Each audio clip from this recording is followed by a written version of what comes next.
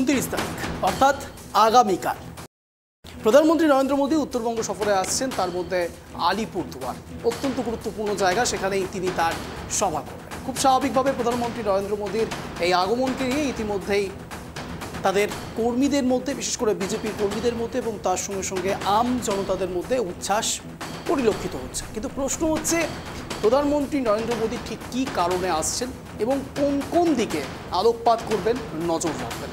দেখুন, বিগত প্রায় 2 ঘন্টার ওপর ধরে আমরা ট্রাইব টিভি বাংলা একের পর এক আপডেট আপনাদের সামনে রেখেছি, পুঙ্খানুপুঙ্খ আপডেট রেখেছি, যেখানে সাধারণ মানুষের বক্তব্য থেকে শুরু করে আমাদের প্রতিনিধিরা একেবারে গ্রাউন্ড জিরোতে রয়েছে, তারা পর্যন্ত যাবতীয় আপডেট আপনাদের সামনে রেখেছি। কিন্তু প্রশ্ন হচ্ছে অন্য জায়গায়। রাজনীতি ইতিমধ্যেই শুরু হয়ে গিয়েছে প্রধানমন্ত্রী নরেন্দ্র মোদীর আলিপুরদুয়ার আগমনকে কেন্দ্র করে। কেন বলছি? তার কারণ উত্তরবঙ্গ উন্নয়ন মন্ত্রী উদয়ন গুহ তিনি ইতিমধ্যেই একটি বিস্ফোরক মন্তব্য করে বসেছেন, তা হলো প্রধানমন্ত্রী নরেন্দ্র মোদীকে নিয়ে।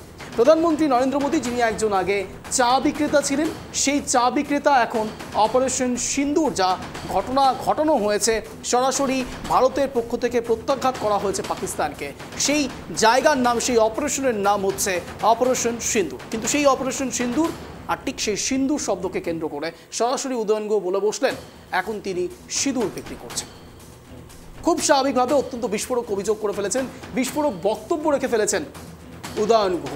কিন্তু পাল্টা বিজেপির পক্ষ থেকেও প্রত্যাঘাতের এই শব্দবন্ধটাই হয়তো ব্যবহার করা যেতে পারে, তিনি ব্যবহার করছেন, এমনটাই কথা বলছেন তিনি, অর্থাৎ মনোজ টিগ্গার কথা বলছি। তিনি সরাসরি বলে বসেছেন যে অপারেশন সিন্দুরকে কেন্দ্র করে প্রধানমন্ত্রী নরেন্দ্র মোদীকে কটাক্ষ করা হচ্ছে, মানে শুধুমাত্র প্রধানমন্ত্রী নরেন্দ্র মোদীকে নয়, আপামর জনসাধারণকে, ভারতবাসীকে, 140 কোটি ভারতবাসীকে অপমান করা হয়েছে। তার কারণ সিন্দুর আবেগ। অপারেশন সিন্দুর হলো সেই সব মহিলাদের আবেগ, সেই সব মহিলাদের বার্তা, সেই সব দুষ্কৃতীদের, সেই সব অসুরদের যারা ক্রমাগত তাদের একের পর এক অকারণে নিরস্ত্র পর্যটকদের মারলেন এবং সেই সব হিন্দু নারীদের সিঁথির সিঁদুর কাটলেন। আজ এই সমস্ত বিষয় নিয়ে আলোচনা প্রসঙ্গে অনেক কথা রাখবো এবং তার সঙ্গে সঙ্গে ব্যক্তিবর্গদের কথাও শুনবো, তারা ঠিক কী বার্তা দিচ্ছেন, তারা কি বলার চেষ্টা করছেন। তৃণমূল কংগ্রেসের উদয়ন গুহের এই বার্তা তৃণমূল কংগ্রেসের সমর্থক ঠিক কীভাবে দেখছেন এবং তার সঙ্গে সঙ্গে বিজেপি, তৃণমূল এবং তার সঙ্গে রাজনৈতিক বিশ্লেষকেরা প্রত্যেকে একত্রিত হয়ে কী বলছেন, সমস্ত বিষয় দিকে নজর থাকবে। নমস্কার, আমি অঞ্জন, আপনারা দেখছেন ট্রাইব টিভি বাংলা। এই মুহূর্তে ঘড়ি কাটা ঠিক সন্ধ্যে 6:57 মানে আপনারা জানেন শব্দের কাটাকাটি ট্রাইব টিভি বাংলায় শব্দের তীরে জব্দ হবে। আমার প্রথম প্রতিবেদন আপনাদের সামনে রাখছি, তারপর বিস্তারিত আলোচনা দেখুন। কেউ আগে হয়তো চায়ের ব্যবসা করতেন, এখন তারা কেউ হয়তো সিঁদুরের ব্যবসা করছেন।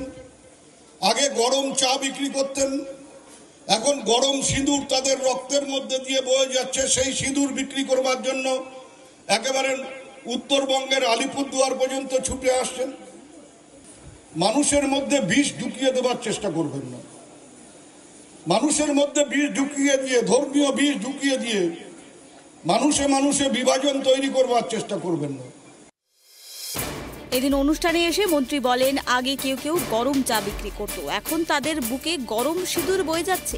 এখন সিঁদুর বিক্রি করতে আলিপুরদুয়ার পর্যন্ত আসছেন প্রধানমন্ত্রী। তিনি বলেন, এখানে এসে সাধারণ মানুষের মধ্যে ধর্মীয় বিষ ঢোকাবেন না। আমরা এ ধরনের ব্যবসা করি না, আমরা সাম্প্রদায়িক সম্প্রীতি রক্ষা করে চলি। এদিনের এই ঘটনায় রীতিমতো চাঞ্চল্য ছড়িয়েছে রাজনৈতিক মহলে। মন্ত্রী উদয়ন গুহর কথা শুনে পাল্টা তাকে কটাক্ষ করলেন বিজেপি বিধায়ক শঙ্কর ঘোষ। উদয়নবাবু যথার্থভাবে তৃণমূল কংগ্রেসের রুচির পরিচয় দিয়েছে। দল হিসাবে উদয়নবাবু ঠিকই বলেছেন যে বেচতে আসছেন। আসলে উদয়নবাবুর দল তৃণমূল কংগ্রেস, তার নেত্রী মুখ্যমন্ত্রী মমতা ব্যানার্জি এই রাজ্যটাকেই বেচে দিয়েছেন। ফলে উদয়নবাবুর মুখ থেকে প্রধানমন্ত্রী সম্পর্কে এই ধরনের রুচিহীন ভাষ্য পাওয়া যাবে, এতে অন্তত আমি অবাক হয়ে চেষ্টা করি যে উদয়নবাবু টিভিতে নিজের মুখ না দেখলে বেশি দিন তিনি অস্থিরতায় ভোগেন। ফলে টিভিতে মুখ না দেখানোর কারণে, মিডিয়াতে তার ভাষ্য না আসার কারণে তিনি প্রধানমন্ত্রী সম্পর্কে এই ধরনের কুরুচিপূর্ণ বক্তব্য রেখেছেন। আর উদয়নবাবুর তো এ ব্যাপারে একটা ট্র্যাক রেকর্ড রয়েছে। মহিলাদের সম্পর্কে ওনার যে অ্যালার্জি রয়েছে সেটা আমরা প্রত্যেক। অপরদিকে সিপিআইএম দার্জিলিং জেলা সম্পাদক সমন পাঠক বলেন, বিজেপি বলুন কিংবা টিএমসি বলুন, সবাই হচ্ছে মেরুকরণের রাজনীতি করছে। কেউ ধর্ম নিয়ে করছে, কেউ বিভিন্ন সম্প্রদায় নিয়ে করছে। তবে আমরা এই দুটা দলের মানে এই যে ঘৃণা রাজনীতি, মেরুকরণের রাজনীতি, তার আমরা তীব্র ভাষায় নিন্দা করি, বিরোধিতা করি এবং গরিব মানুষের লড়াইটাই আসল লড়াই। রাত পোহালেই বাংলা সফরে আসছেন প্রধানমন্ত্রী নরেন্দ্র মোদী। 29শে মে আলিপুরদুয়ারে সফরে আসছেন তিনি। এর আগেই উত্তরবঙ্গে উন্নয়ন মন্ত্রীর এমন মন্তব্যে নিন্দার ঝড় উঠেছে রাজনৈতিক মহলে। কোচবিহার থেকে বিপুল দাসের রিপোর্ট, ট্রাইব টিভি বাংলা।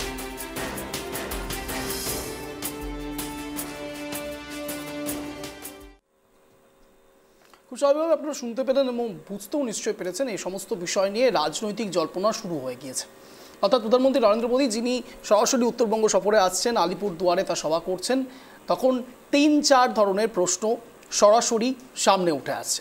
আমরা ঠিক বিকেল 5টার সময় সম্ভাব্য ঠিক কী কী কারণে প্রধানমন্ত্রী নরেন্দ্র মোদী এখানে আসতে পারেন তার একটি প্লেট আপনাদের সামনে রেখেছিলাম, একটি প্রতিবেদন আপনাদের সামনে রেখেছিলাম। পিসিআরকে একবার বলবো, ঠিক বিকেল 5টার সময় আমরা যেই প্রতিবেদনটা রেখেছিলাম সেটা আরও একবার দর্শকদের উদ্দেশ্যে আমরা দেখাতে চাইছি। আর ঠিক সে জায়গায় প্রধানমন্ত্রী নরেন্দ্র মোদী সরাসরি যে সমস্ত সম্ভাব্য কারণের জন্য আসছেন তার মধ্যে অত্যন্ত গুরুত্বপূর্ণ এবং উল্লেখযোগ্য হলো বাংলাদেশ ইস্যু, চিকেনস করিডোর, যেখানে চিকেন নেক সরাসরি অর্থাৎ শিলিগুড়ি করিডোর, সেই শিলিগুড়ি করিডোরের দিকে নজর পড়েছে চায়না থেকে শুরু করে বাংলাদেশের, এবং এই উভয় দেশের নজরকে কেন্দ্র করেও হয়তো কোনো বার্তা দিতে পারেন প্রধানমন্ত্রী নরেন্দ্র মোদী। কিন্তু এই মুহূর্তে দাঁড়িয়ে আলিপুরদুয়ারে জনসভা করবেন প্রধানমন্ত্রী নরেন্দ্র মোদী ঠিক আগামীকাল। অপারেশন সিন্দুরের পর এই প্রথমবার বাংলায় নমো। 2016 সালে ভোট প্রচারেও শেষবার আলিপুরদুয়ারেই এসেছিলেন মোদী। 26শে বিধানসভা ভোটের প্রচার কি শুরু করবেন? চলছে, জল্পনা চলছে। আলিপুরদুয়ারে উত্তরের চা বলয় নিয়ে কি বলবেন মোদী, সেদিকেই তাকিয়ে শ্রমিকরা। 7 সিস্টার্স থেকে বাংলাদেশ আলিপুরদুয়ারে এসে কি বার্তা দেবেন প্রধানমন্ত্রী মোদী? হাসিমারা বিমানবন্দর নিয়ে ঘোষণা করতে পারেন প্রধানমন্ত্রী, আশাবাদী আলিপুরদুয়ারবাসী। খুব স্বাভাবিকভাবে অনেকগুলো বিষয় সামনে আসছে, এবার দেখার যে প্রধানমন্ত্রী নরেন্দ্র মোদী ঠিক কী বিষয়ে কথা বলেন।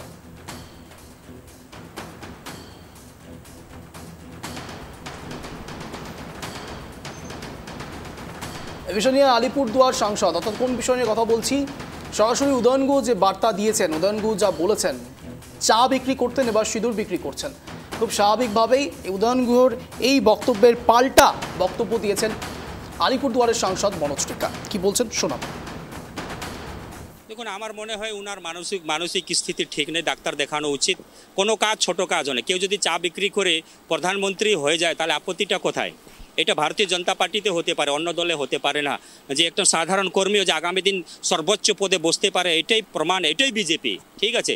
আর কেউ যদি বলে যে না এটা দেশের সিন্দুর বিক্রি করা হচ্ছে, তা আমি মনে করি যে আমাদের দেশের মায়েদের অপমান করা। যেখানে আপনারা সকলেই জানেন যে পেহেলগামে 22 তারিখ যেভাবে আমাদের মায়েদের সামনে, অর্থাৎ আমরা বলতে পারি যে তাদের স্ত্রীর সামনে, ছেলের সামনে, মেয়ের সামনে, যেখানে আমাদের তাদের স্বামীকে হত্যা করা হয়েছে, ধর্ম জিজ্ঞাসা করে হত্যা করা হয়েছে, যে সন্ত্রাসবাদী আমাদের মায়েদের সিন্দুর মুছার চেষ্টা করেছে, সেই সন্ত্রাসবাদীকে আমাদের মাননীয় প্রধানমন্ত্রী বলেছিলেন যে এদেরকে ছাড়া হবে না, এক একজনকে বেছে বেছে মারা হবে। আর তো সেই জন্য পাকিস্তানে 100 কিলোমিটার ভিতরে গিয়ে সেই সন্ত্রাসবাদী ঘাঁটিকে মুছে দেওয়ার যদি কেউ কাজ করেছে, শেষ করে দেওয়ার যে কাজ করেছে, যে আমাদের নরেন্দ্র মোদীজির নেতৃত্বে আমাদের সেনাবাহিনী সাহসিক কাজ করেছে। আর এই ধরনের যারা মন্তব্য করছেন, আমি মনে করি তারা আমাদের মায়েদের, যারা ভারতবর্ষের মায়ের আছে তাদেরকে অপমান করছেন, এবং যে সেনাবাহিনী সাহসিক কাজ করেছেন তাদেরকে অপমান করা হচ্ছে। অবশ্যই যখনই আপনাদের এলাকাতে কোনো শীর্ষ নেতৃত্ব আসবেন, ওনাকে শোনার জন্য, ওনাকে দেখার জন্য সকলে আসবেন।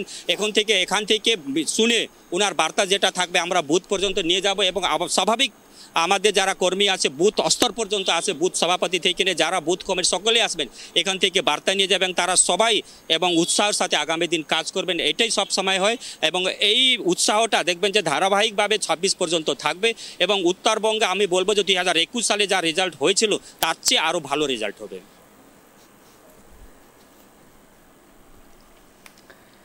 স্বাভাবিকভাবে আপনারা বুঝতে পারছেন আলিপুরদুয়ার প্রধানমন্ত্রী নরেন্দ্র মোদী যেখানে বক্তব্য রাখবেন, সভা করবেন, খুব স্বাভাবিক সেখানে নিরাপত্তা বলয় ইতিমধ্যেই মুড়ে ফেলা হয়েছে, এবং প্রশাসনিক সঙ্গে সঙ্গে সাধারণ মানুষের যেন কোনো সমস্যা না হয় সেদিকেও নজর রাখা হচ্ছে, এবং যোগাযোগের ক্ষেত্রেও বিধিনিষেধ জারি করা হচ্ছে, প্রশাসনিক স্তরে নিরাপত্তা বলয় যেভাবে বেষ্টন করা হয়েছে, খুব স্বাভাবিকভাবে প্রধানমন্ত্রী নরেন্দ্র মোদী আসবেন তাকে ঘিরেই এত তৎপরতা। এবং ঠিক আপনারা যদি ভালো করে খেয়াল করে দেখেন, সিকিম থেকে শুরু করে আলিপুরদুয়ার, উত্তর পূর্ব ভারতের দিকেই কিন্তু নজর পড়েছে প্রধানমন্ত্রী নরেন্দ্র মোদীর। একটি বিশেষ কারণ রয়েছে, আপনাদেরকে যদি সেই দিকে একটু আলোকপাত করি, আপনারা জানবেন চায়না থেকে ইতিমধ্যেই কিছুদিন আগেও আমরা শুনেছি 27টি জায়গার নাম পরিবর্তন, এবং তারপরেও তারা বিভিন্ন জায়গার নাম পরিবর্তন করে ফেলেন তাদের নিচের জায়গা মনে করে। দক্ষিণ তিব্বত মনে করেন অরুণাচল প্রদেশের জায়গাগুলোকে। খুব স্বাভাবিক, তারা এই যে কাজগুলো করছেন এর একটি বার্তাও হয়তো প্রধানমন্ত্রী নরেন্দ্র মোদী দিতে পারেন, কিন্তু সামগ্রিকভাবে পুরোপুরি চায়নাকে না দিলেও বাংলাদেশকে পুরোপুরি বার্তা দিতে পারেন। তার কারণ বাংলাদেশ ইতিমধ্যেই চায়নাতে গিয়ে বে অফ বেঙ্গল, বিশেষ করে সেভেন সিস্টার্স, এই চারিদিকে আলোকপাত করছেন। বে অফ বেঙ্গলের তিনি নাকি অভিভাবক, এমনটাও বলছেন বাংলাদেশের অন্তর্বর্তীকালীন সরকার ইউনূস। আজ এই সমস্ত বিষয় নিয়েই হয়তো আলোচনা প্রসঙ্গে উঠে আসতে পারে, তার কারণ প্রধানমন্ত্রী নরেন্দ্র মোদী ঠিক কোন কোন বিষয় নিয়ে আলোকপাত করবেন এখনও আমরা সেভাবে জানি না। তার কারণ প্রধানমন্ত্রী নরেন্দ্র মোদী আসবেন এই বিষয় নিয়ে জল্পনা শুরু হয়েছে। এখন এই মুহূর্তে আমাদের সঙ্গে যারা যারা জুড়েছেন তাদের সঙ্গে পরিচয় পর্ব সর্ব রয়েছেন আমাদের সঙ্গে মাননীয় রুবি মণ্ডল, বিজেপি মুখপাত্র। রুবি, আপনাকে স্বাগত ট্রাইব টিভি বাংলা শব্দের কাটাকাটি অনুষ্ঠানে। আমি প্রথমেই যেটা জানার চেষ্টা করব, আগামীকাল 29 তারিখ আলিপুরদুয়ারে প্রধানমন্ত্রী নরেন্দ্র মোদী অপারেশন সিন্দুরের পরে প্রথমবার আসছেন। অন্যদিকে উদয়ন গুহ তিনি ইতিমধ্যেই বলে ফেলেছেন যে তিনি আগে চা বিক্রি করতেন, এখন সিঁদুর বিক্রি করছেন। শোনা যাচ্ছে? বলুন রবিদি, শোনা যাচ্ছে আমার কথা?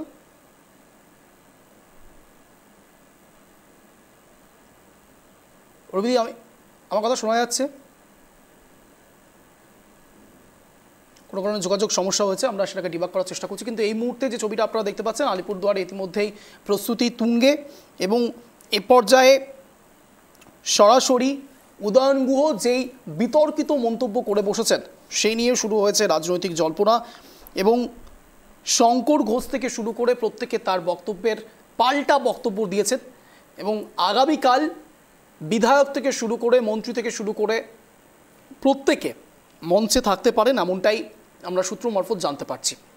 কিন্তু প্রধানমন্ত্রী নরেন্দ্র মোদী ঠিক কী কী বিষয়ে বক্তব্য রাখবেন সেই বিষয়ের দিকেও আমাদের নজর রয়েছে। প্রধানমন্ত্রী সফর ঘিরে চলছে জোর প্রস্তুতি, আলিপুরদুয়ারে চলছে সাজো সাজো রব। ইতিমধ্যেই আপনারা জানেন জন বার্লা তিনি বিজেপি ছেড়ে তৃণমূলে যোগদান করেছেন, এবং সরাসরি যাকে দোষারোপ করেছেন সেই নামটা হলো বিরোধী দলনেতা শুভেন্দু অধিকারী। অর্থাৎ শুভেন্দু অধিকারীর দিকে সরাসরি তোপ দেখেছেন জন বার্লা যেদিন তৃণমূল কংগ্রেসে যোগদান করেন। উল্টোদিকে আপনাদের মনে থাকবে 2024 লোকসভা নির্বাচনের ঠিক আগেই যখন মনোজ টিগ্গাকে টিকিট দেওয়া হয়েছিল, জন বার্লাকে টিকিট দেওয়া হয়নি, তখন থেকেই দ্বৈরথ চলছিল। খুব স্বাভাবিকভাবে বোঝা যাচ্ছিল যে জন বার্লা অসন্তোষ প্রকাশ করছেন।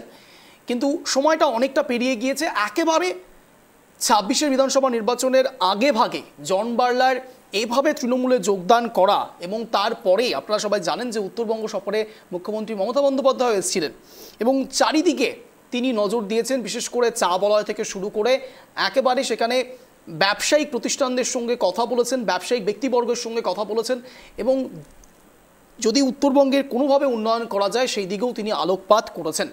খুব স্বাভাবিকভাবে একদিকে মুখ্যমন্ত্রী মমতা বন্দ্যোপাধ্যায়, অন্যদিকে আপনারা সবাই জানেন তেরেঙ্গা যাত্রা করতে উত্তরবঙ্গতে এসেছিলেন বিরোধী দলনেতা শুভেন্দু অধিকারীও। অর্থাৎ একযোগে উত্তরবঙ্গে ব্যাক টু ব্যাক হেভিওয়েট নেতা নেতৃত্বের আসা যাওয়া খুব স্বাভাবিকভাবে প্রশ্ন তুলছে যে উত্তরবঙ্গের দিকে সবাই নজর দিতে শুরু করেছে, পাখির চোখ এবার উত্তরবঙ্গ। কিন্তু কেন 26 বিধানসভা নির্বাচনের আগে বিরোধী দলনেতা থেকে শুরু করে মুখ্যমন্ত্রী মমতা বন্দ্যোপাধ্যায় থেকে শুরু করে প্রত্যেকে আসছেন, এবং সবচেয়ে উল্লেখযোগ্য প্রধানমন্ত্রী নরেন্দ্র মোদী আসছেন। দেখুন, সামগ্রিক স্তরে যদি আমরা আলোচনা করি তাহলে পাকিস্তানের সঙ্গে ইতিমধ্যে যে ঘাতের লড়াই চলেছে সেখানে পাকিস্তানকে মুতোর জবাব দেওয়া হয়েছে ভারতের পক্ষ থেকে, কিন্তু 4 জন জঙ্গি, সেই 4 জন জঙ্গিকে এখনও পর্যন্ত খুঁজে পাওয়া যায়নি। খুব স্বাভাবিকভাবে বিরোধী শিবির থেকে প্রশ্ন উঠতে শুরু করেছে, এবং তার সঙ্গে সঙ্গে এই পরিস্থিতিতে বাংলাদেশও একটি থ্রেট হয়ে দাঁড়াচ্ছে। বাংলাদেশ ক্রমাগত নানান রকম বিদ্বেষমূলক কথাবার্তা বলছেন। খুব স্বাভাবিকভাবে বাংলাদেশকেও বার্তা দিতে আসতে পারেন প্রধানমন্ত্রী নরেন্দ্র মোদী, কিন্তু এর মধ্যে একটি গন্ধ কোনোভাবেই ছেড়ে দেওয়া যাচ্ছে না। যা বিরোধীদের পক্ষ থেকে বলা হচ্ছে তা হলো বিধানসভা নির্বাচনের আগে এরকম ডেইলি প্যাসেঞ্জারই অনেকেই করবেন।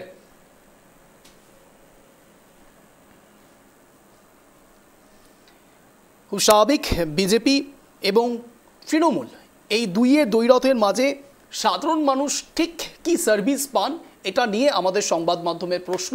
এবং চা বলয়কে কেন্দ্র করে সত্যি কি প্রধানমন্ত্রী নরেন্দ্র মোদী কিছু বলবেন?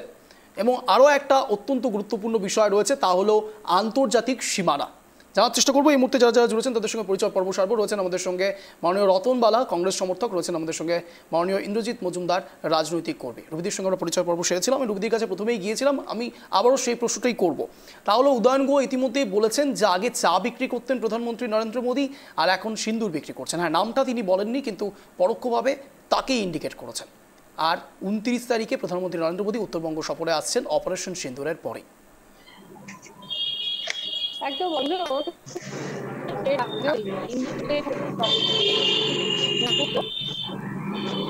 বাকিরা প্লিজ মিউট করুন, বাকিরা প্লিজ মিউট করুন। শোনা যাচ্ছে?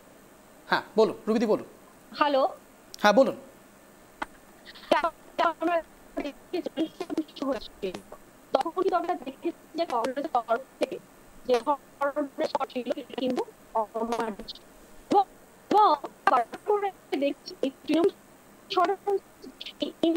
রুবিদি আপনার কথা ব্রেক করছে।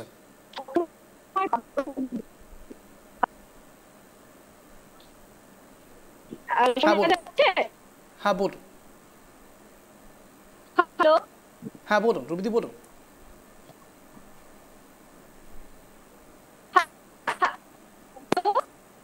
হ্যাঁ শোনা যাচ্ছে রুবিদি, বলুন।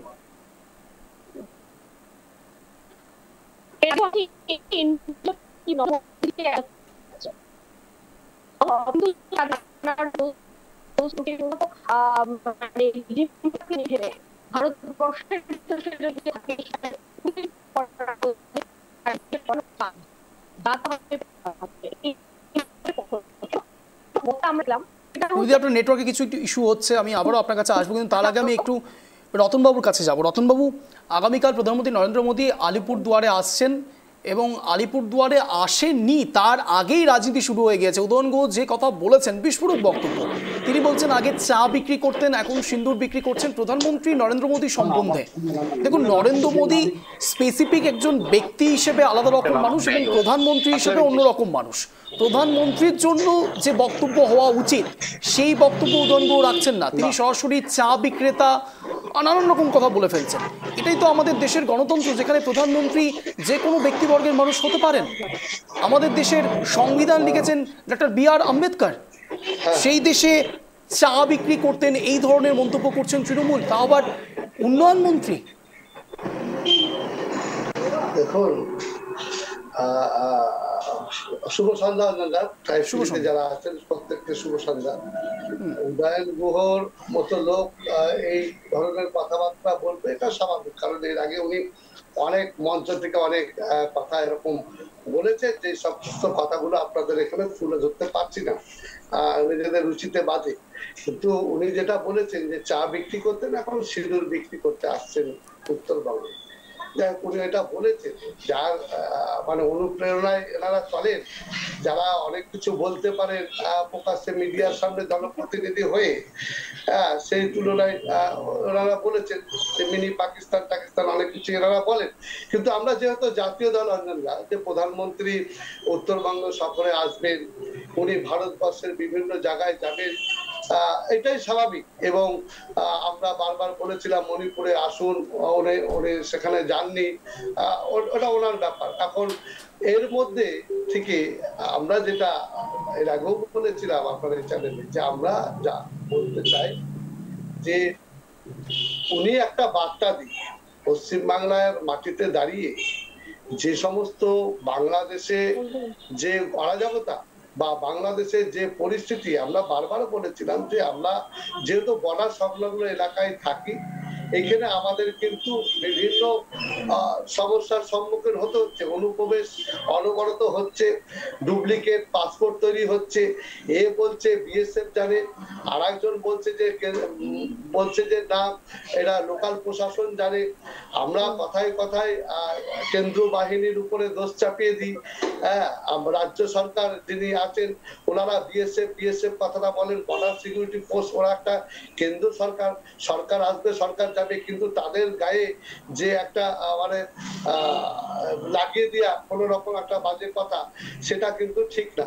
তো এর পাশাপাশি অঞ্জনদা একটা কথা বলতে চাই যে দেখুন, যে আজকে যে সরকারটা চলছে ভারতবর্ষে, এই যে ঘটনাটা ঘটেছে পাকিস্তানের সাথে, যেই আমাদের যে জঙ্গিরা জঙ্গি ঘাঁটিগুলো আমরা দিয়ে দিয়েছি, পাশাপাশি আমরা কি কোনো কথা বলতে পারবো না? আমরা যদি জিজ্ঞাসা করি যে এই যে ট্রাম্পের নির্দেশে বা ট্রাম্পের মধ্যস্থতায় যুদ্ধবিরতি হয়ে গেল, এই কথাটা বলতে গেলে দেশদ্রোহিতার কথা বলবে। আমরা কি এই কথাটা বলতে পারবো না যে জঙ্গিগুলো এসে নির্বিচারে আমাদের জাতি পরিচয় জেনে জেনে গুলি করে মেরে দিয়ে চলে গেল, এখনো পর্যন্ত তারা কোথায় আছে, কি তাদেরকে এখনো ধরা হলো না কেন তারা এইভাবে অতি সহজেই ঢুকে গেল? বলতে পারবো না, এগুলো বলা যাবে না। আমরা যখন এসব বলতে যাব তখন বলা হবে যে আপনারা দেশের কথা, দেশের বীরত্বের কথা বাইরে থেকে আপনারা প্রধানমন্ত্রীর এই অভিযানকে ঠিকভাবে নিতে পারছেন না, তাই আপনারা সমালোচনা করছেন। কিন্তু অঞ্জনদা আজকে বলুন তো, আমরা যে গণতান্ত্রিক রাষ্ট্রে বাস করি, এই রাষ্ট্রে যে বাক স্বাধীনতার কথা আমরা বারবার বলি, আমরা কি প্রশ্ন করতে পারি না যে আজকে যে বিদেশ মন্ত্রী আমাদের, তিনি যেই কথা বলেছেন সোশ্যাল মিডিয়াতে, তিনি বলেছেন যে আমরা জঙ্গি ঘাঁটি আক্রমণ করব, সেটা আমরা আগে থেকেই ওনাদেরকে জানিয়েছি। তাহলে এই যে জানানোর কথাটা নিয়ে যদি আমরা কথা বলি যে এই সিক্রেট ব্যাপার আপনারা কেন জানালেন, এটা উচিত হয়, তাহলে কি আমরা কোথাও মনে হবে এনাদের যে আমরা বোধহয় দেশের বীরত্ব দেখাচ্ছি মাননীয় প্রধানমন্ত্রী। সবচেয়ে বড় কথা একটা কি অঞ্জনদা জানেন, সেনা বাহিনী যারা দেশকে যারা রক্ষা করে যাচ্ছে, যেদিন থেকে দেশ স্বাধীন হয়েছে, স্বাধীনতার পর থেকে বহিঃশত্রুর আক্রমণের হাত থেকে আমাদেরকে বাঁচিয়ে যাচ্ছে যে সেনাপ্রধানটা, তাদের নিয়ে কোনোদিন রাজনীতি হয়েছে?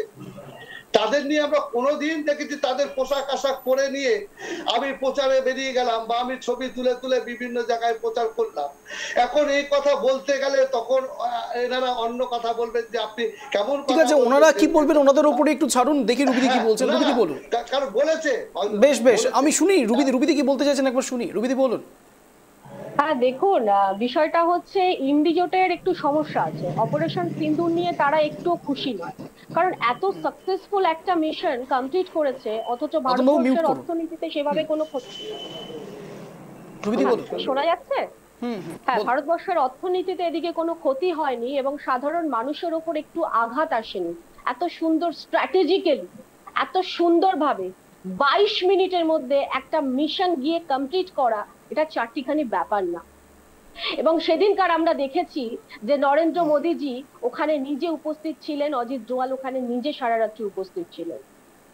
এটা হচ্ছে সৈনিকদের, আমাদের সামরিক মানে বাহিনীদের বল দেওয়া, একটা মানসিক ভাবে তাদের আরো স্ট্রং করা, যেটা কেউ করেনি। এই যে সাকসেস, এই সাকসেস এরা দেখতে পাচ্ছে না। কারণ বর্তমানে আমরা যদি দেখি ভারতবর্ষ আজকে কোথায় পৌঁছে গেছে, সেটা একবার দেখার বিষয় আছে। সামরিক দিক থেকে কিন্তু ভারতবর্ষ 4র্থ স্থানে পৌঁছে গেছে, এটা আমাদের ভাবতে হবে। এবং প্রত্যেকটা জিনিস আমরা যদি আজকে দেখি, নরেন্দ্র মোদীজি বিশ্বে ভারতবর্ষকে অর্থনীতির দিক থেকে কিন্তু 5ম স্থানে থেকে কিন্তু এখন 4র্থ স্থানে পৌঁছে দিয়েছে। এবার বিষয় হচ্ছে শুনুন, কংগ্রেসের কথা শুনবো, আপনার কথা নিশ্চয়ই শুনবো। ভারতবর্ষকে এত সুন্দরভাবে স্ট্র্যাটেজিক্যালি কোনো ভারতবর্ষের আর্ম সিভিলিয়ানদের ওপর একটু কোনো সমস্যা না করে, অথচ ভারতবর্ষকে প্যান্ডামিক সিচুয়েশনের পর, করোনার পর এত সুন্দরভাবে একটা দেশ উন্নত থেকে উন্নততর হয়ে যাচ্ছে, এটা কংগ্রেসের সহ্য হচ্ছে না। কারণ কংগ্রেসের অনেক সমস্যা আছে, সেরকম ভাবেই তৃণমূল কংগ্রেসের সমস্যা আছে। কারণ উদয়ন গুহকে আমরা যেভাবে দেখলাম কমেন্ট করতে, আমি জানি না কাউকে ব্যক্তিগতভাবে এভাবে কমেন্ট করা যায় নাকি, তারা এখন ভাবছে যে একজন চালা কি করতে পারে। আমাদের কোনো কষ্ট হয় না তাকে চালা বললে, আমরা গর্ব অনুভব করি যে একজন চালা এত কিছু করে দিল। তাহলে কংগ্রেস এত বছর সরকারে থেকে কেন কিছু করতে পারলো না দেশের জন্য? কেন অটল বিহারী বাজপেয়ী জি এসে স্ট্র্যাটেজিক্যালি সেই সময় ভারতবর্ষকে পারমাণবিক শক্তিধর দেশ বানাতে পেরেছিল? কেন কংগ্রেস পারেনি? কংগ্রেসের ব্যর্থতা, কংগ্রেসের একের পর এক ব্লান্ডার, এগুলো তো তারা পিছন করতে পারবে না। এবং তাদের জন্য আজকেও ভারতবর্ষকে ভুগতে হচ্ছে, ভারতবাসীদের ভুগতে হচ্ছে। এই পিওকের বিষয়টাও আমরা জানি কিভাবে নেহরু সেই সময় ভুল করেছিল, তার ব্লান্ডারের জন্য আজকে পিওকে নিয়ে সমস্যা। এবং নরেন্দ্র মোদী যে এই যে কাশ্মীর, আমরা কিছুদিন আগে অব্দি বলতাম দুধ মাঙ্গোগে তো ক্ষীর দেঙ্গে আর কাশ্মীর মাঙ্গোগে তো চির দেঙ্গে, এবং সেই কাশ্মীরের সমস্যার সমাধান তো আমরা করেইছি। এখন আমরা পিওকে তেও বলতে পারি ওটাও আমরা নেব, কারণ সেই জায়গাটা নরেন্দ্র মোদীজি এনে দিয়েছে যে অস্থায়ী ভাবে পাকিস্তানিরা ওটা দখল করেছিল, সেটাও আমরা নেওয়ার কথা ভাবতে পারি, কারণ নরেন্দ্র মোদীজি আছে। এবং তাকে কেউ যদি অপমান করে সেটা তার ভুল। এবং আমরা দেখেছি এই তৃণমূল সরকারের পক্ষ থেকে এর আগেও আমাদের রাষ্ট্রপতিকেও অপমান করা হয়েছিল, দ্রৌপদী মুর্মুজিকে। আমরা ভুলে যাব না অখিলগিরির কথা, আমরা ভুলে যাব না এই উদয়ন গুহর কথাও ভুলবো না। যেভাবে অপমান করেছে তার কড়া জবাব পাবে, কারণ নরেন্দ্র মোদীজি কিন্তু ভারতবর্ষকে নিয়ে ভাবে, পুরো ভারতবাসীদের নিয়ে ভাবে, এবং ভারতবর্ষকে আজকে বিশ্বের মাঝে এত সুন্দরভাবে মেলে ধরেছে। সেটা নিয়ে আমাদের গর্ব করা উচিত নাকি তাকে কোনো প্রশ্ন করা উচিত? এবং যে সৈন্য নিয়ে যে কথা আসছে, আরে একভাবে বলে গেলে আপনাকে শুনতে হবে তো। আমার তো প্রশ্নটা ওইখানে অমুক করেছে তমুক করেছে, নরেন্দ্র মোদী হে তো মুমকিন হে, অনেক কিছুই তো বললেন ম্যাডাম, কিন্তু করে দেখিয়েছে। হ্যাঁ হ্যাঁ না মোদী কিছু করেনি, ভারতীয় সেনারা করেছে। হ্যাঁ, আপনারা সেনাদেরটাকে নিজেদের দলে টেনে মোদী করেছে করেছে। আপনারা সেনাদেরকে এত ছোট ভাবছেন কেন? ভারতবর্ষের যে সেনারা ঠিক যেমন আমি এখানে দুজনকেই থামাবো। না আমি এখানে দুজনকেই থামাবো। আমি এখানে ইন্দ্রজিৎ বাবুর কাছে আসবো। রতনবাবু, আমি দুজনকেই থামাচ্ছি। আমি দুজনকেই থামাচ্ছি। না আমি দুজনকে থামাচ্ছি। প্লিজ কোঅপারেট করুন। আপনারা অনলাইনে রয়েছে, আমাকে ইন্দ্রজিৎ বাবুর কাছে যেতে হবে। দেশের বাহিনীকে যদি সম্পূর্ণভাবে খোলা ছাড় না দিত, তাহলে দেশের সামরিক বাহিনী এত সুন্দরভাবে আমার সাউন্ড আপনাদের কাছে পৌঁছচ্ছে? মোদী কিছুই করেনি, আপনাকে বুঝতে হবে। বেশ আমি দুজনকে এখানে থামাচ্ছি প্লিজ।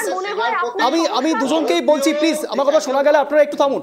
আমি ইন্দ্রজিৎ বাবুর কাছে আসবো, কিন্তু ইন্দ্রজিৎ বাবুর কাছে আসবার আগে রুবিদি এবং রতনবাবু দুজনের উদ্দেশ্যেই কয়েকটা কথা বলবো। তার কারণ ইতিমধ্যেই রুবিদি অনেকগুলো পয়েন্ট বলেছেন, আমি প্রত্যেকটি পয়েন্ট পুঙ্খানুপুঙ্খ শুনছিলাম, এবং আমার এবার কিছু প্রশ্ন থাকতে পারে, প্রশ্নও থাকবে, কিন্তু আশা করি ইন্দ্রজিৎ বাবুর রিয়াকশন নিয়ে আমি আবার রুবিদির কাছেই ব্যাক করবো। কিন্তু খালি প্রশ্নটা শুনে দিন রুবিদি, নোট ডাউন করে রাখবেন। তা হলো, একদিকে আপনি বলছেন যে সাকসেস পেয়েছে।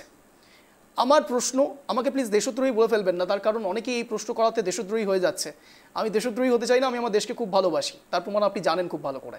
এবং শুধুমাত্র একটি প্রশ্ন থাকবে, যে চারজন জঙ্গি কার্যত এত বড় ঘটনাগুলো ঘটালো, সেই চারজন জঙ্গির কি সত্যিই কোনো এখনো পর্যন্ত হদিশ পাওয়া গিয়েছে? একজন নর্মাল সিটিজেন হিসাবে আমাদের এটা জানার দরকার রয়েছে, প্রথম। এবং দ্বিতীয় প্রশ্ন, আপনি ঠিক রতনবাবু যেমনটা বললেন যে প্রধানমন্ত্রী নরেন্দ্র মোদী কিচ্ছু করেনি, তাহলে ৭১-এর সময়ের ইন্দিরা গান্ধীর প্রশংসা করবেন না, তার কারণ সেই সময় ইন্দিরা গান্ধী কিছু করেননি, সেনাবাহিনীরা করেছিলেন, প্রশংসা করবেন না। আমি এখানে ইন্দ্রজিৎ বাবুর কাছে আসবো। ইন্দ্রজিৎ বাবু বলুন। রুবিদি আসবো, কোশ্চেনটা শুনে রাখুন, আমি আগে ইন্দ্রজিৎ বাবুর কাছে যাই, তারপর আপনার কাছে আসছি। ইন্দ্রজিৎ বাবু বলুন। এই বিষয়ের উপর চর্চা হচ্ছে, কতগুলো জিনিস একটু রাখবো সামনে। এক হচ্ছে যে আপনারা বললেন যে মোদী রক্ত গরম, আর সেনাবাহিনীর কৃতিত্ব, যেমন ইন্দিরা গান্ধীর কথা বলছেন, সেনাবাহিনী অবশ্যই যে ভারত সরকারে যে থাকবে সেই বিষয় সে ইমপ্লিমেন্ট করবে, এবং নীতি তারাই নির্ধারণ করবে। সেনাবাহিনী নীতি নির্ধারণ করবে না, সেনাবাহিনী সেই নীতি অনুসারে কাজ করবে। এটা আমাদের সংবিধান, এটাই নিয়ম। এখানে ক্রেডিট নেয়ার বা কিছু বিষয় পরে কথা বলছি। আচ্ছা, রুবি ম্যাডামকে একটু বলে দিই যে মধ্যপ্রদেশের আদিবাসী মন্ত্রী এই যে অপারেশন সিন্দুর নিয়ে যে দুজন আমাদের কৃতি সন্তানই, সেই তাদেরকে নিয়ে তারা কি মন্তব্য করেছিলেন এক। দ্বিতীয়ত হচ্ছে এই কদিন আগে আমরা দেখলাম এই রামচন্দ্রনজি বলে একজন, তিনিও কি বিশ্রী একটি মতবাদ দিলেন, উগ্রপন্থী পর্যন্ত বললেন। যাই হোক, তা সেইগুলো এরা ভুলে যাবেন না, আমরা কাউকে উগ্রপন্থী বলিনি, দেশের হিতে কথা বলেছি, দেশের বিরুদ্ধে কথা বলি। কারণ আমরা, আমাদের জাতীয়তাবাদ আছে, প্রত্যেক ভারতবাসীর, আমাদের বলে না, সবারই জাতীয়তাবাদ আছে এবং ভারতবর্ষের সবাই সরকারের সাথে আছে। কিন্তু সরকারের যে নির্ণয়গুলো বা নীতিগুলো, সেইগুলো যদি সমালোচনা করতে হয়, তা সেই সমালোচনাটা শুনতে হবে। সমালোচনা করবো যখন, সেটা তো শুনতে হবে, কারণ এমন কিছু কাজ করা হয়েছে তবেই না সমালোচনা হচ্ছে, নয়তো কেউ সমালোচনা করতে চায় না। কারণ আমরা প্রথম থেকেই কেন্দ্র সরকারের সাথে আছি। আমাদের আজকে যে 9টি টিম যাওয়া হয়েছে বিভিন্ন বিদেশে, আমরা পাকিস্তানের যে কর্মযোগ্য সেগুলো আমরা তুলে ধরছি, তারা যে কি কাজ করেছে বিশ্বের দরবারে। আমাদের দলের তরফ থেকে মাননীয় অভিষেক বন্দ্যোপাধ্যায় গেছেন, আপনারা মিডিয়াতে দেখছেন কিভাবে তুলে ধরছে। সুতরাং দেশ অবশ্যই আগে, পরে রাজনীতি, এটা আমি সবসময় বলবো, একজন ভারতবাসী হিসেবে অবশ্যই বলবো। দল পরে, আগে আমি একজন ভারতীয়। সুতরাং এই যে ওনারা বলছেন যে আজকে ইনি এই বলেছেন, উনি এই বলেছেন, কিন্তু আমাদের দলের তরফ থেকে এই ধরনের কথা তো বলা হয়নি, মহিলাদের অসম্মান করা হয়নি। আমরা দেখছি যে মধ্যপ্রদেশের একজন মন্ত্রী, উত্তর আমি নাম নিতে চাই না, এই মিডিয়াতে সবাই দেখেছে, তারা মহিলাদের সঙ্গে কি কুরুচিকর বক্তব্য না কি রুচিকর কাজ করছেন, সেগুলো মিডিয়াতে আজকে দেখানো হচ্ছে, বা আজকে সোশ্যাল মিডিয়ার যুগে সেগুলো সেই প্ল্যাটফর্মে আসছে। তাদের মহিলাদের প্রতি তো ন্যূনতম সম্মান নেই। ভারতীয় জনতা পার্টি আজকে রুবি ম্যাডাম করেন, আপনি ভারতীয় জনতা পার্টির কথা বাদ দিয়ে আপনি বলুন একজন মহিলা হিসেবে যে এই দলটি মহিলাদের সম্মান করে। একবার প্রশ্ন চিহ্নটা আপনার কাছে রাখলাম, আপনি দলের প্রতিনিধি, অবশ্যই দলের হয়ে বলবেন, আমিও আমার দলের হয়ে বলবো, এটাই স্বাভাবিক। কিন্তু একজন মহিলা হিসেবে ভাবুন যে এই সম্মান কি তারা করে? যদি এই সম্মান করতো, তাহলে এই যে দৃশ্যগুলো আমরা দেখছি, মহিলাদের প্রতি যে আচরণ, সেগুলো কি দেখা যেত? অবশ্যই না। তা সেইখানে আমরা তো সমালোচনা করবো। আর দ্বিতীয় আরেকটা জিনিস বলি, এইখানে কতগুলো নীতির কথা বলতে হয়। কিছু স্টেটমেন্ট এসছে, তাতে পররাষ্ট্র মন্ত্রক যে কমিটি, তারা পর্যন্ত সেটাকে মান্যতা দিয়েছে যে অপারেশন সিন্দুরের আগে আমরা তাদেরকে বাই ফোনে জানিয়েছিলাম যে আমরা এই জঙ্গি ঘাঁটিগুলোকে অ্যাটাক করবো। কিন্তু পরবর্তীকালে আবার আমরা কালকে দেখলাম সেই স্টেটমেন্টটা বদলে গেল, পরশুদিনকে স্টেটমেন্টটা রাত্রিরে বদলে গেল। সেটা দেখলাম বলা হচ্ছে যে অপারেশনে সিন্দুর ঘটনার 20 মিনিট বাদে আমরা নাকি পাকিস্তানকে জানিয়েছি। তাহলে এই যে বিচারিতা, এই যে দুরকম কথা, এ তো কোনো স্টেটমেন্টে ঠিক নেই। এক এক রকম স্টেটমেন্ট এক এক রকম ভাবে দেয়া হচ্ছে। তাহলে ভারতবর্ষের মানুষের কাছে তো এই প্রশ্ন থাকবে যে আপনারা একটা জায়গায় যাচ্ছেন, এয়ার স্ট্রাইক করছেন, উগ্রপন্থীদের মারছেন, সেটাই কর্তব্য, কিন্তু সেইখানে আপনারা জানাচ্ছেন, তারপরে আবার পরবর্তীকালে এই প্রায় 20-22 দিন অতিক্রান্ত, এখন বলা হচ্ছে যে আমরা যাচ্ছি, আমরা গেছিলাম কিন্তু 20-22 মিনিট বাদে আমরা জানিয়েছি তাদেরকে। তাহলে এই যে দ্বিচারিতা, এই যে দুরকম কথা। আর একটা কথা বলি, যে বিহারের নির্বাচনে আপনারা সেনাদেরকে ব্যবহার করলেন এবং অপারেশন সিন্দুরটাকে ব্যবহার করলেন, একবারও ভেবে দেখলেন না যারা শহীদ হয়ে গেল এতগুলো প্রাণ, তাদের নিয়ে কি রাজনীতি করাটা খুব দরকার? এতই দরকার তাদেরকে নিয়ে রাজনীতি করা? ভারতবর্ষের মানুষ এটা কোশ্চেন করবে না? একটা দল কেন, এটা তো আমার সাধারণ, আমি দলের ছেড়ে আমি কথা বলছি, এটা তো সাধারণভাবে যে কোনো মানুষ কোশ্চেন করবে যদি এই কাজ করা হয়। করা তো হলো, চোখের সামনে দেখলাম, বিজ্ঞাপন দেখলাম। কেন ওই 2জন সেনানীদের ছবি দেয়া যেত না? উইং কমান্ডার যিনি ছিলেন সোফিয়া কুরেশি, ভূমিকা সিং আর সোফিয়া কুরেশিকে দেয়া যেত না? তাদের দুটো ছবি দেয়া যেত না? তাদের গর্বের কথা বলা যেত না? অবশ্যই যেত। কিন্তু এইখানে সেই জিনিসটা না হয়ে আমরা দেখলাম প্রধানমন্ত্রী, আমাদের সবার প্রধানমন্ত্রী, অবশ্যই সেই প্রধানমন্ত্রী, তিনি তার প্রচারে সেই জিনিস ব্যবহার করলেন। এই নীতিটাকে মানতে পারছে, এই নীতিটারই ঠিক না। কেন? আমি ইন্দ্রজিৎ বাবুর প্রত্যেকটি কথা অত্যন্ত মন দিয়ে শুনলাম। ইন্দ্রজিৎ বাবু অত্যন্ত খুব মিষ্টিভাবে কথাগুলো বলেন। আমি শুধু সেই জন্য একটা কথা বলবো, একটা কথা জিজ্ঞেস করবো। আপনি বললেন যে এই অপারেশন সিন্দুর নিয়ে রাজনীতি করা সত্যি কি কোনো দরকার ছিল? আমি আপনার সঙ্গে মানে 100% সহমত, কিন্তু তার সঙ্গে সঙ্গে একটা বিষয় এখানে অত্যন্ত উল্লেখযোগ্যভাবে আমাকে উল্লেখ করতেই হবে। তা হলো এই অপারেশন সিন্দুর এই নামটি তো দেশবাসীদের মধ্যে একদম ঢুকে গিয়েছে, মনে মনে ঢুকে গিয়েছে, এটা একটা আবেগে পরিণত হয়েছে। সেই সিন্দুর এই শব্দটাকে ব্যবহার করে উদয়ন গুহ যখন বলছেন যে সিন্দুর বিক্রেতা, এটাকে আপনি সমর্থন করতে পারেন? তৃণমূল কংগ্রেস ভুলে যান একজন সাধারণ মানুষ হিসেবে। শুনুন, আপনাকে আমি এটা উত্তর দিচ্ছি। একটা রাজনৈতিক পরিপ্রেক্ষিতে তিনি কালকে এই একটা সভা থেকে কালকে এই কথা বলেছেন। আলিপুরদুয়ারে মাননীয় অতবাবু আপনার সারাউন্ডিংসে সাউন্ড আসছে, প্লিজ একটু মিউট করুন। হ্যাঁ, একটু রতনবাবু করুন, খুব জোরে আসছে। হ্যাঁ অঞ্জন শোনা যাচ্ছে? হ্যাঁ স্পষ্ট বলুন। হ্যাঁ অঞ্জন শোনা যাচ্ছে? হ্যাঁ হ্যাঁ বলুন। আচ্ছা, এই যে পরিপ্রেক্ষিতে কালকে যে সভা থেকে উদয়নবাবু বলেছেন, সেই পরিপ্রেক্ষিতে এটা বিচার করতে হবে কোন মাধ্যম দিয়ে এবং কোন পরিস্থিতি তিনি বলেছেন। কালকে তিনি সভা করতে আসছেন, ভালো কথা, তিনি আসবেন, সবারই অধিকার আছে সভা করার, ভারতবর্ষের সংবিধান তাই বলে। কিন্তু সেইখানে সেই সভা নিয়ে রাজনীতিক পরিপ্রেক্ষিতে তিনি এই কথা বলেছেন।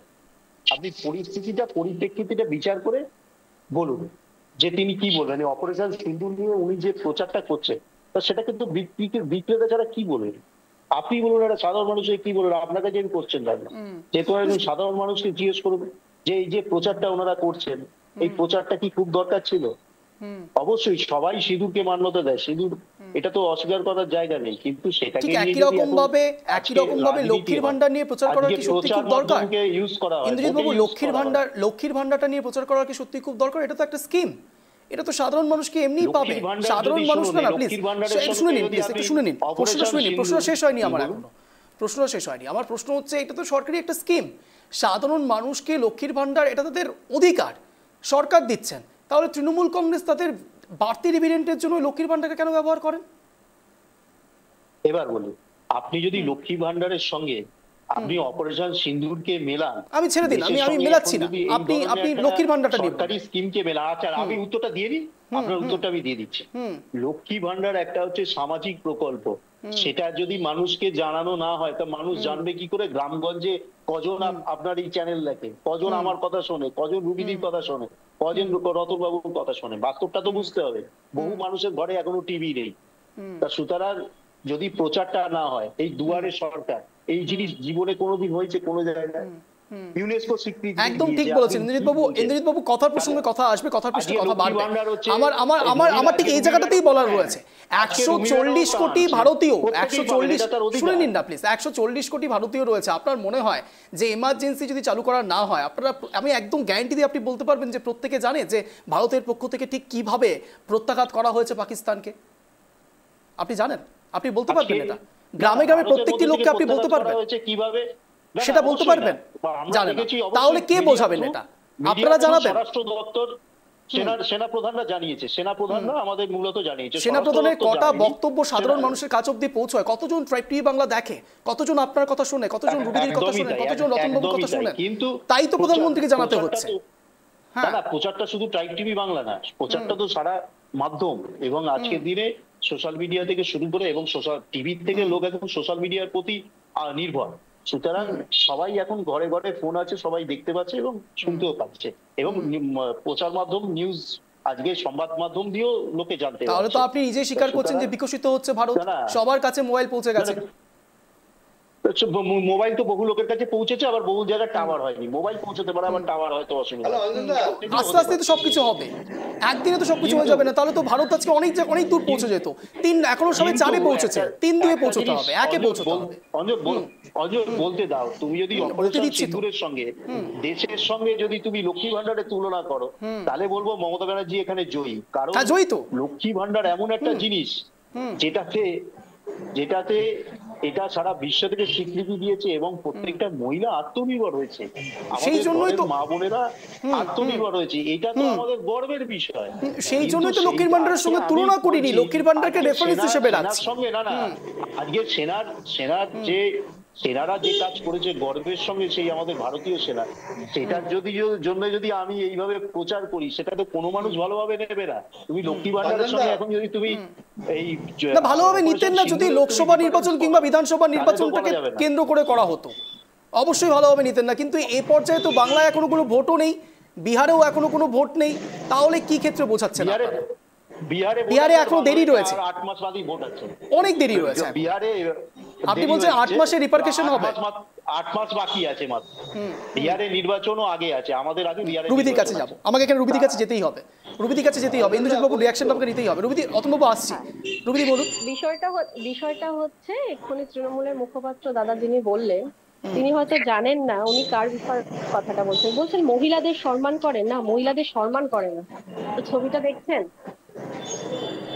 ছবিটা দেখুন, সত্যি মহিলাদের সম্মান করেন উনি, মহিলাদের মাথায় করে রাখতেন মহিলাদেরকে। আমি এরকম না হলেও আমি প্রধানমন্ত্রী রুবি ম্যাডাম, আমি প্রধানমন্ত্রীর কথা বলি, আপনার দলের কথা বলেছি না, আমাকে আপনার দলের কথা আগে ভালো করে শুনুন, আপনি হয়তো শুনেন তারপর বলুন। ভালো লাগবে। আপনি হয়তো জানেন না অপারেশন সিন্দুর প্রথম যে ব্রিফিং করেছিল সেটা কিন্তু আমাদের যারা সামরিক বাহিনীর যারা প্রধান ছিল তারাই কিন্তু ব্রিফিংটা করেছে। তাহলে কি আপনাদের বিজেপি ভারতীয় জনতা পার্টি হেড অফিস থেকে হবে?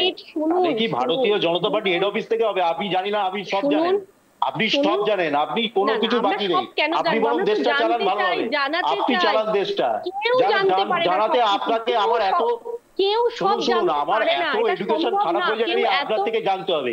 আপনার সঙ্গে বহু চ্যানেলে বসেছি, আপনাকে বহু কিছু তথ্য দিয়েছি, আপনি কিছু জানেন না। আপনি জানার চেষ্টা করুন, জানার চেষ্টা করুন ভালোভাবে। আপনার এত আমার থেকে আপনার কথা জানতে হবে। চ্যানেলে বসা উচিত না, অন্য কোথাও বসা উচিত। না, আপনি যদি বলেন তাহলে বলতে পারি। যাই হোক, এবার বিষয়টা হচ্ছে যে ব্রিফিং কিন্তু করেছিল, সেটা কিন্তু আমাদের সামরিক সেনা দিয়েই ব্রিফিংটা করানো হয়েছে, এবং তারা যে কিভাবে কি কাজটা করেছে সেটা কিন্তু মানুষের মধ্যে, পুরো ভারতবাসীর মধ্যে কিন্তু সেটা প্রচার করা হচ্ছে। নরেন্দ্র মোদীজি কিন্তু একবারও, আপনি যদি দেখুন, এই যে এরা কথাটা বলছে যে বিজেপি আমাদের এই যে সামরিক বাহিনীদের যে সম্মান জানানোর যে কটা র্যালি হয়েছে, ভারতীয় জনতা পার্টি থেকে শুরু করে যে সাধারণ মানুষ যে র্যালি করেছে, আপনি যদি ভালো করে দেখান কোথাও বিজেপির একটি পতাকা ওড়েনি, শুধু দেশের পতাকা উড়েছে। এবং আমাদের যে দুজন মহিলা আছে সেনাবাহিনীর যে মহিলা যিনি ছিলেন সোফিয়া কুরেশি, এবং তাদের ছবি নিয়ে এবং ভারতের পতাকা নিয়ে এবং শুধু প্রধানমন্ত্রীর ছবি নিয়ে কিন্তু এই র্যালি সম্পন্ন হয়েছে। সুতরাং সম্মান প্রদর্শন করা হয়েছে কিন্তু সারা ভারতবর্ষ জুড়ে। তারপরও এরা কেন বারবার বলছে অসম্মান করার কথা, আমরা জানি না। অসম্মান কথাটা আপনারা তুলে তাদেরকে অসম্মান করছেন। এবং এই যে রুবিদি আপনাকে এখানে ব্রেক করছি, না প্লিজ না ইন্দ্রজিৎ, রুবিদি আমার কথা হচ্ছে বিজয় শাহ এই নামটা এখন সবার মুখে মুখে রয়েছে, তার কারণ এই নামটা আমি আসছি, আমি বিজয় সিংয়ের কথাটা, বিজয় শাহের কথাটা এই জন্য বলছি, তার কারণ এটা আমার কাছে বেশি অত্যন্ত সেন্সিবল বলে মনে হয়েছে। তার কারণ যাকে নিয়ে মন্তব্য তিনি করলেন তাকে নিয়ে মন্তব্য করা যায় না। সিস্টার অফ টেরোরিজম এই শব্দটা ব্যবহার তিনি করতেই পারেন না। এবং তারপরে কোর্টে কেস উঠতে পারে, কিন্তু এই মুহূর্তে দাঁড়িয়ে বিজেপি কি স্টেপ নিয়েছে, কেন্দ্র সরকার কি স্টেপ নিয়েছে? ভারতীয় জনতা পার্টি সেটা উচ্চতর নেতৃত্বর বিষয়, এটা তো আমি স্টেপ নিলে কিছু হয়ে যাবে না। আমি এটাকে সমর্থন করি না, একদম পরিষ্কার ভাবে বলছি, এটাকে আমি সমর্থন করি না। তাহলে বিরোধীরা যদি বলে যে বিজেপি আমি বলতে পারবো না, তাহলে বিরোধী শিবির যদি এটা বলে থাকে তাহলে সেটা কোনো তো ক্ষতি নেই। প্রধানমন্ত্রী নরেন্দ্র মোদী আপনি সেইভাবেই উত্তর দিন। একটু বলি, দেখুন আমি রতনবাবু আপনাকে সুযোগ দেব। এবার বিষয়টি হচ্ছে গুজরাটে ইতিমধ্যেই নরেন্দ্র মোদীজি খুব শিগগিরই সোফিয়া কুরেশি এবং তার পরিবারকে নিয়ে একটি সভা করতে চলেছে, সেটাও আপনারা দেখতে পাবেন। সাধারণ মানুষের কাছে সেই অপারেশনটা কিভাবে তারা সাকসেস করেছে সেটা নিয়ে কথা হবে, এবং এটা কিন্তু সম্প্রসার হবে সারা ভারতবর্ষ জুড়ে। আর এই আবেগ 140 কোটি মানুষের। একটু আগে অঞ্জন একটা প্রশ্ন করছিলে যে 4 জনের কি হলো, হ্যাঁ, এবার এই কথাটার উত্তরটা আমাকে না দিলে হবে না। বেসিক্যালি দেখুন, 4 জন জঙ্গি যদি ধরাও পড়ে, ইতিমধ্যে ভারতের অনেক বিষয় আছে, সেই বিষয় কিন্তু অনেক তাদের থেকে ইনফরমেশন নেওয়ারও হতে পারে। হয়তো ধরা পড়েছে বা পড়েনি সেই বিষয় কিন্তু ভারতীয় সেনাবাহিনীর পক্ষ থেকে এখনো কিছু জানায়নি বলে আমরা কিছু বলতে পারছি না। কিন্তু এই বিষয়টা মাথায় রাখতে হবে, ভারতের অনেক ইন্টারনাল বিষয় থাকে যেগুলো খোলাসা ইতিমধ্যেই করা যায় না, কারণ অপারেশনটা কিন্তু এখনো কন্টিনিউয়াসলি চলছে। এখানেই মুখ বন্ধ হয়ে যায়। আমরা যদি অবধি দেখি। এখানেই আমাদের মুখটা বন্ধ হয়ে যায়। আমি এখানে রতনবাবুর কাছেই যাবো। রতনবাবু, আমাদের ঠিক এই জায়গাটাতেই মুখ বন্ধ হয়ে যায়। ইন্দ্রজিৎ বাবুর কাছেও আসবো। মুখ বন্ধটা এই জন্য হয়ে যায়, কখনো আলীবাবু যখন আমাদের সঙ্গে আসেন তখন তিনি বলেন টপ সিক্রেট, কখনো বা রুবিদি বলেন যে এই ব্যাপারটা ইন্টারনাল সিকিউরিটির ব্যাপার, এই ব্যাপারগুলোতে এখনই কিছু বলা যাচ্ছে না। হ্যাঁ, আমি তোমাকে একটা কথা বলি, আমাদের দেশ যখন পারমাণবিক শক্তিধর দেশ হওয়ার, সেটাও অনেক লুকিয়ে চুরিয়ে করতে হয়েছিল। সেটা তো সব দেশেই হয়। না, সেটা শুধু ইন্ডিয়ার ক্ষেত্রে না, এটা সব দেশে হয়। এইভাবে পারমাণবিক শক্তি কখনোই টেস্ট করা যায় না। এটা সব ক্ষেত্রেই হয়। এটা শুধু আমাদের দেশের ক্ষেত্রে না, সব দেশেই এটাই হয়ে থাকে। আমাদের এখানে আমাদের ভারতবর্ষের অনেক সাংসদকে আমরা দেখি যে পাকিস্তানের লোকেদের সাথে মিটিং করতে, এবং অনেককে এরকম ভাবেও দেখা গেছে। প্রধানমন্ত্রী গেছিল জানিয়ে নিমন্ত্রণ খেয়ে এসেছে, ঠিক আছে, সঠিক জবাব দিতে পারে, সঠিক জবাব দিতে পারে। সে কি আসে, কিন্তু কেউ কেউ আছে কি বিষয়ে যায় সেটা জানতে পারে না, এবং তার মধ্যে ম্যাক্সিমাম কংগ্রেসকেই দেখা যায়। হ্যাঁ, বলছি যে ম্যাডাম বলছে তো যে পাকিস্তানের অনেকের সাথে আমাদের এই দেশের বিভিন্ন এমপিরা যোগাযোগ রাখে। আমাদের প্রধানমন্ত্রীও না জানিয়ে কখনো কখনো নিমন্ত্রণে খেতে চলে যায়, ব্যক্তিগত সম্পর্ক থাকে পাকিস্তানের প্রধানমন্ত্রীর সাথে, এবং তার মেয়ের বিয়েতেও চলে যায়, সে যেতেই পারে। তো এগুলো কি ছিল জানেন, যে পাকিস্তানে ঘুরে এসছে এবং যে পারমাণবিক শক্তিধর দেশ বলে যে ভয়টা দেখাতো, যেটা বলি ম্যাডাম, যেটা বলছিল যে জওহরলাল নেহরুর প্রসঙ্গ, জওহরলাল নেহরু আজকে মারা গেছেন, তাকেও কিন্তু আমরা দেখছি এই মাননীয় মুখ্য প্রধানমন্ত্রী, হ্যাঁ, তিনি কিন্তু তাকেও আজকে অনেক সময় কটাক্ষ করছেন। জানি না কেন করছেন, তিনি তো অনেকদিন আগেই চলে গেছেন, কিন্তু সেই সময়তে একটা ঘটনা। বাবু, আমি আপনার সঙ্গে এখানে একদম একমত হতে পারছি না। কেন জওহরলাল নেহরুর নাম আনা যাবে না? ওনার প্রতি সম্মান রয়েছে, কিন্তু তার কাজ নিয়ে অবশ্যই সমালোচনা হবে, কেন হবে না? আমি বলি ইতিহাস তো সেই জন্যই রয়েছে, ইতিহাসের প্রবৃত্তি যেন আবারও নতুন করে না ইতিহাস যে আপনারা বিকৃতি করেননি তার কি গ্যারান্টি রয়েছে? আমি বলি না রতনবাবু, না, আমি এখানে সুকান্ত মজুমদার ঠিক কি বক্তব্য রেখেছেন আমি একবার অবশ্যই আপনাকে শোনাবো। আমি রতনবাবুর কাছেই আসবো, ভরসা রাখবো, রতনবাবুর কাছেই আসবো। সুকান্ত বাবু কি বলছেন একবার শোনাবো, দেখুন। 71 সালে যখন বাংলাদেশের জন্ম হয়েছিল, ক্রেডিট কি ইন্দিরা গান্ধী নেননি? আমাদের বেলা অন্য হবে কেন? নরেন্দ্র মোদীর নেতৃত্বে সেনাবাহিনীকে খোলা ছুট দেওয়া হয়েছে। 100 কিলোমিটার ভিতরে ঢুকে আমরা মিসাইল মেরেছি। কি লিক হয়েছে ওরাই জানে ভালো। কেউ বলছে 1000 বছর নাকি ওখানে ঢোকা যাবে না, আমরা জানি না কি লিক হয়েছে। বেশ, রতনবাবু বলুন।